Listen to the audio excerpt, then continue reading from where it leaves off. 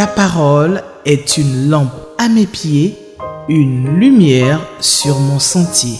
Psaume 119, verset 105. La méditation.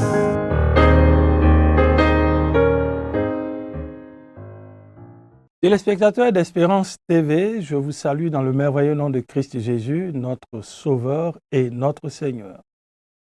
Je me réjouis de méditer la parole de Dieu avec vous et le texte que nous propose le lecteur de la Bible pour la méditation du mardi 23 septembre 2025, c'est celui de Job, le chapitre 22, versets 1 à 30. Job, chapitre 22, versets 1 à 30. Conformément à la méthode de méditation selon le lecteur de la Bible, nous allons prier notre Dieu parce qu'il est l'auteur de cette parole pour qu'il nous en donne la compréhension. Prions le Seigneur.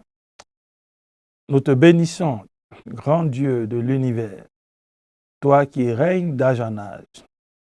Tu es le Dieu tout-puissant, le créateur du ciel et de la terre. Merci de ce que ta parole est celle qui nous éclaire et qui nous donne sur ce chemin étroit que nous avons emprunté, qui nous donne de marcher avec clarté, sans aller à gauche ni à droite, mais à marcher selon tes orientations. En ce jour, notre prière, c'est que le Saint-Esprit nous donne la compréhension de ta parole pour que nous en fassions bon usage pour notre vie. Merci Seigneur, au nom de Jésus-Christ. Amen. Job 22, versets 1 à 30, c'est le texte de la méditation du mardi 23 septembre 2025. Nous faisons la lecture du texte. Eliphaz de Théman prit la parole et dit : Dieu aurait-il besoin des services d'un homme? Le sage ne sert qu'à lui-même. Importe-t-il au Tout-Puissant que tu sois juste ou non? Quel intérêt a-t-il à te voir vivre d'une façon intègre? Crois-tu qu'il te fait des reproches, qu'il te traîne en justice pour ton amour pour lui? Verset 5. Ne t'es-tu pas rendu coupable de nombreux torts? Oui, tes péchés sont si innombrables. Tu prenais sans raison des gages de tes frères, et de leurs vêtements tu dépouillais les gens jusqu'à les laisser nus. Tu ne connais pas d'eau, tu ne donnais pas d'eau à l'assoiffé, et à qui avait faim, tu refusais le pain. Tu livrais le pays à l'homme violent, et tu y installais qui te favorisait. Tu renvoyais les veuves sans rien leur accorder, et tu brisais la force des orphelins. Verset 10. Voilà pourquoi des pièges sont tendus tout autour de toi. Voilà pourquoi soudain des frayeurs t'épouvantent. Ne vois-tu donc pas ces ténèbres, toute cette eau qui te submerge? Dieu n'habite-t-il pas tout là-haut dans le ciel? Vois la voûte étoilée, comme elle est élevée. Mais toi tu dis, Dieu, que peut-il savoir? Peut-il exercer la justice à travers les nuées? Les nuages le cachent, et il ne peut pas voir, tandis qu'il se promène sur le pourtour du ciel. Verset 15. Tiens-tu donc à rester sur cet ancien sentier, suivi depuis toujours par ceux qui font le mal, qui prématurément sont retranchés et dont les fondements sont comme un fleuve qui s'écoule? Eux qui disaient à Dieu, éloigne-toi de nous. Et que pourrait nous faire le Tout-Puissant? Et pourtant, ils comblaient leur maison de bien-être. Mais loin de moi l'idée de suivre leurs conseils. Car les justes verront leur ruine et ils se réjouiront. Ceux qui sont innocents les railleront, disant, voilà nos adversaires. Ils sont anéantis, et ce qui restait de le feu l'a dévoré. Accorde-toi donc avec Dieu, fais la paix avec lui, Ainsi, tu connaîtras de nouveau le bonheur. Accepte l'instruction émanant de sa bouche. Prends à cœur ses paroles. Si tu reviens au Tout-Puissant, tu seras rétabli. Tu feras disparaître le crime de ta tente. Si tu rejettes l'or pur dans la poussière et l'or d'Ophir aux cailloux du torrent, alors le Tout-Puissant sera pour toi de l'or et des monceaux d'argent. Car alors, tu feras tes délices du Tout-Puissant, tu lèveras le visage vers Dieu. Oui, tu l'imploreras et il t'exaucera et tu t'acquitteras des vœux que tu as faits. Aux décisions que tu prends répondra le succès et sur tous tes chemins brillera la lumière. Et si quelqu'un est abattu, tu le relèveras, car Dieu vient au secours de qui baisse les yeux. Verset 30. Il délivrera même celui qui est coupable. C'est grâce à tes mains pures que cet homme sera sauvé. Amen. Job chapitre 22, versets 1 à 30, c'est le texte de la méditation du mardi 23 septembre 2025. Éliphaz est l'un des 3 amis de Job, venu compatir à sa douleur. Les échanges que Job a avec ses amis sont riches d'enseignements et nous donnent de comprendre bien des fois ce que les hommes peuvent penser, peuvent faire. Mais bien plus, au-delà de cela, nous pouvons découvrir surtout ce que Dieu est et ce qui est vrai de notre Dieu. Éliphaz accuse Job de divers crimes. Du verset 2 au verset 4, les propos qu'il tient ne reflètent pas ce que Dieu est. En effet, on note clairement que Éliphaz dit à Job, « Le sage ne sert qu'à lui-même. Dieu aurait-il besoin des services d'un homme? Importe-t-il au Tout-Puissant que tu sois juste ou non? Quel intérêt a-t-il de te voir vivre d'une façon intègre? » Et au verset 4, « Crois-tu qu'il te fait des reproches, qu'il ne te traîne en justice pour ton amour pour lui? » En clair, Éliphaz est en train de dire que Dieu ne se préoccupe pas de la façon dont vit l'homme. Peu importe. Or, nous savons que Dieu se préoccupe de l'homme.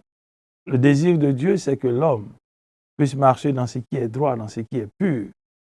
Et pour ceux qui se sont égarés, l'amour de Dieu se manifeste pour eux, pour qu'ils reviennent à lui et qu'ils empruntent les chemins que Dieu a tracés. Or, les chemins de Dieu sont des chemins qui sont fondés sur la justice, l'équité. Chers frères, chères sœurs, as-tu une conception qui ressemble à celle d'Éliphaz dans les versets 2 à 4? Si c'est le cas, revois ta copie. Parce que Dieu s'intéresse à l'homme, Dieu veut voir l'homme changer, Dieu veut sauver l'homme. Et son désir, c'est que l'homme puisse marcher dans des voies pures, étroites. Il n'a donc pas intérêt à regarder les hommes périr dans leurs péchés, dans leurs fautes. À partir du verset 5, les accusations d'Éliphaz sont graves et elles ne reflètent pas la réalité de la vie de Job. En effet, on découvre ici que Éliphaz accuse Job d'être coupable de nombreux torts. Il dit que ses péchés sont innombrables. Et il va en citer quelques-uns. Pour Éliphaz, au verset 6, Job prend sans raison des gages de ses frères. Il dépouille les gens jusqu'à les laisser nus. Pour Éliphaz, Job ne se préoccupe pas de ceux qui sont dans le besoin, les assoiffés, les affamés. Pour Éliphaz, Job est celui qui favorise la violence et expose le pays à la destruction. Pour Éliphaz, Job n'a que faire des vœux. il ne leur accorde aucune attention. Et il est celui d'ailleurs qui détruit les orphelins. Autant d'accusations qui posent problème, parce que quand on lit le début de l'histoire de Job, la Bible nous donne de comprendre que Job était juste, il était intègre. La Bible nous donne que Job avait l'approbation de Dieu.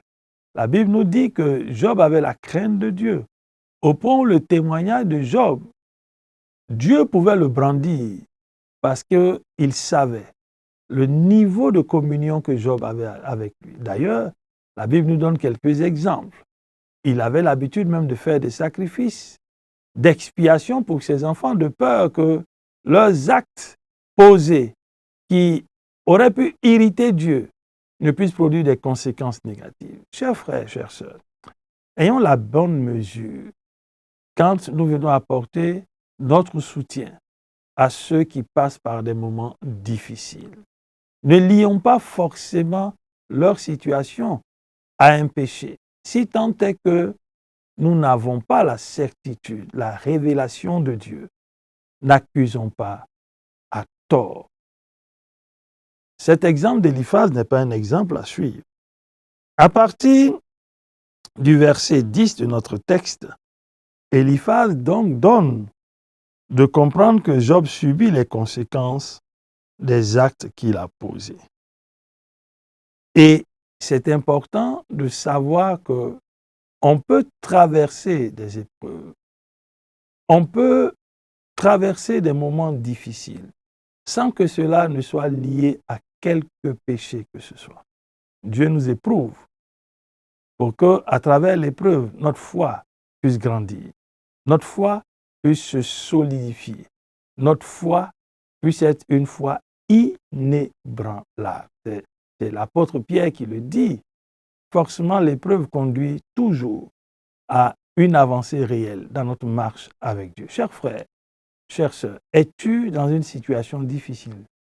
Traverses-tu des difficultés liées à ta santé, liées à ton foyer, liées à tes enfants, liées à la situation professionnelle, liées même à la famille? Si c'est le cas, regarde à toi-même et examine-toi. Ne te laisse pas subjuguer ou envahir par ceux qui lient ta situation à un péché que tu aurais commis. Dieu peut te faire passer comme David dans la vallée de l'ombre de la mort. Il est avec toi. Il ne te laissera pas. Le même David dit dans le psaume 18, « Dans ma détresse, j'ai crié à l'Éternel. » On peut connaître des moments difficiles, mais si nous restons attachés au Seigneur, si nous marchons dans ce qui est droit et pur, il n'y a pas de doute, le secours de l'Éternel ne nous fera pas défaut. Dans les propos d'Éliphaz, on découvre des vérités tout de même, parce que Éliphaz ne dit pas que des choses qui ne sont pas toujours vraies.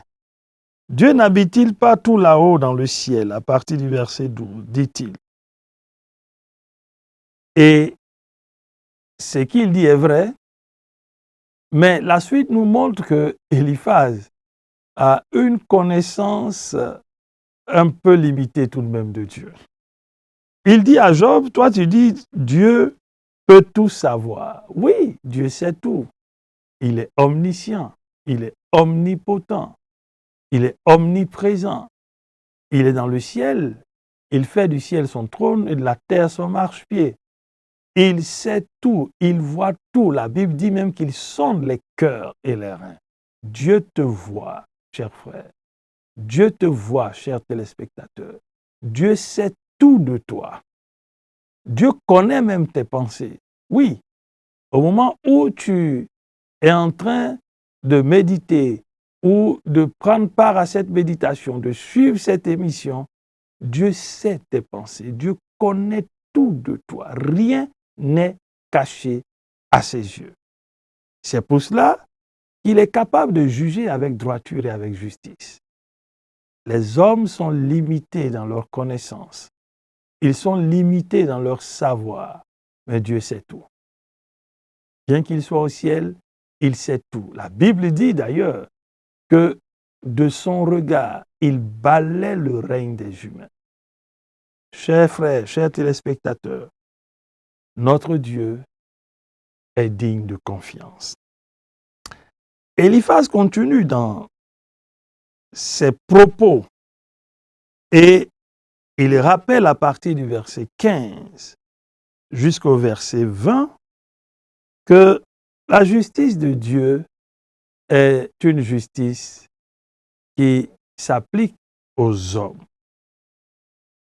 Et Dieu est celui qui juge avec droiture, nous l'avons dit, et Eliphaz le mentionne bien. Quand il montre que des personnes qui s'éloignent de Dieu croient pouvoir prospérer et gagner leur vie en montrant que la vie ne se résume pas à ce que nous avons, mais la vie dont la Bible parle, elle se résume à ce que nous recevons de Dieu. Et ce que nous recevons de Dieu, c'est le don de son Fils. As-tu reçu Jésus-Christ de Nazareth comme Sauveur et comme Seigneur? Si c'est le cas, tu as réussi ta vie. Si ce n'est pas le cas, bien que tu aies réussi dans la vie, tu n'as pas réussi ta vie. Parce que la séparation d'avec Dieu, c'est la mort. Les justes verront leur ruine et se réjouiront, dit-il. Et Eliphaz donne un conseil qui paraît être un conseil sage.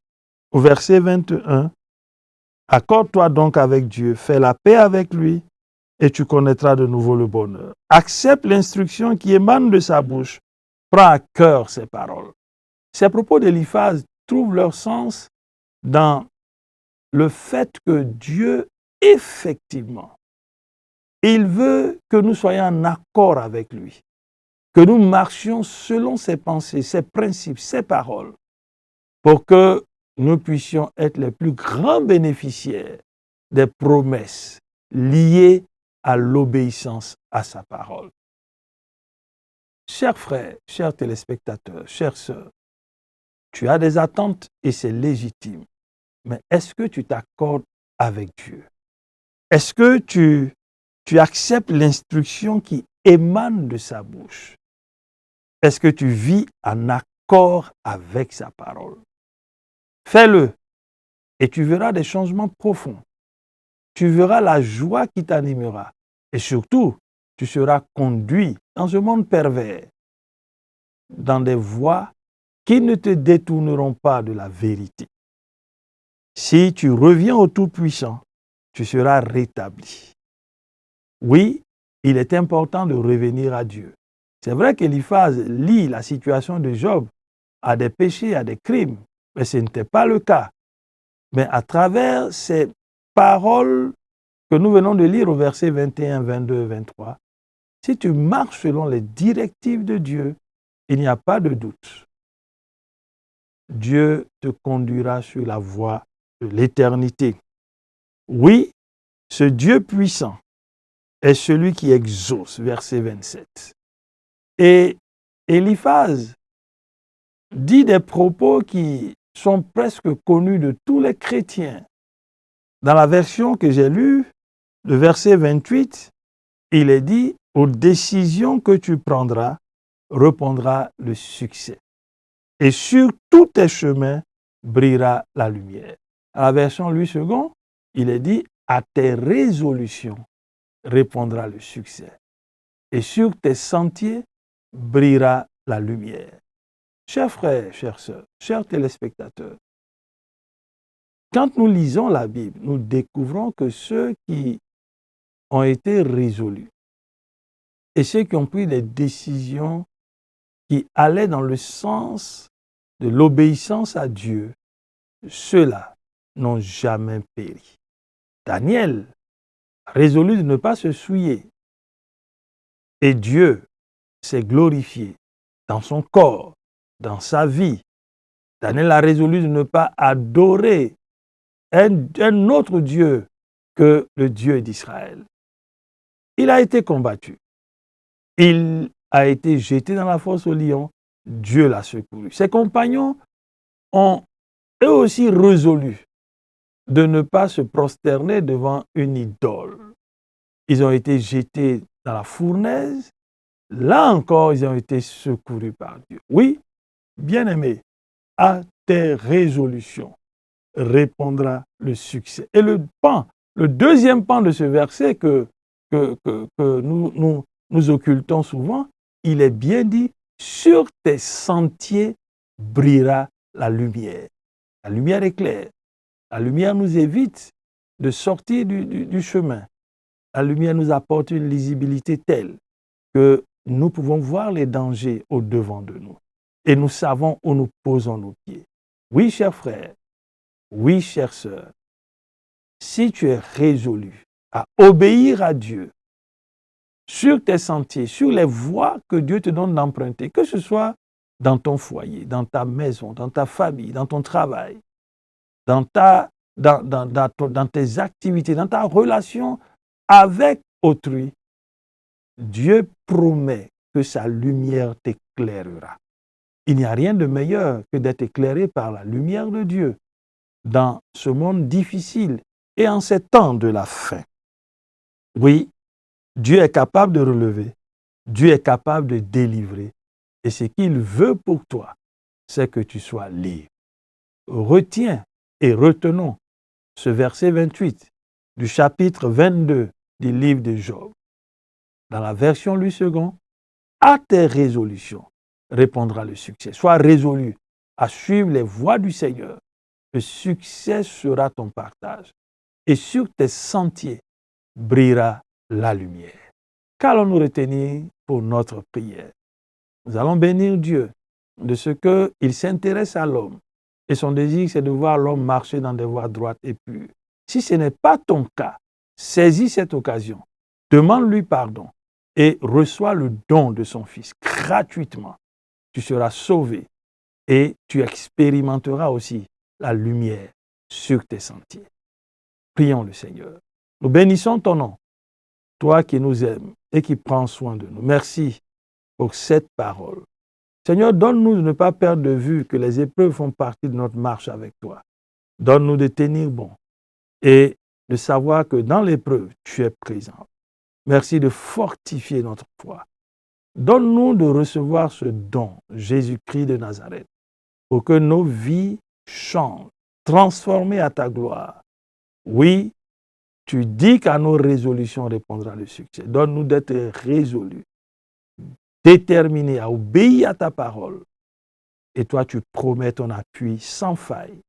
Merci d'accomplir cette œuvre dans nos vies au nom de Jésus-Christ. Amen. Merci, chers téléspectateurs, pour votre présence, votre écoute et même votre participation. Nous nous retrouverons bientôt. Shalom. Ta parole est une lampe à mes pieds, une lumière sur mon sentier. Psaume 119, verset 105. La méditation.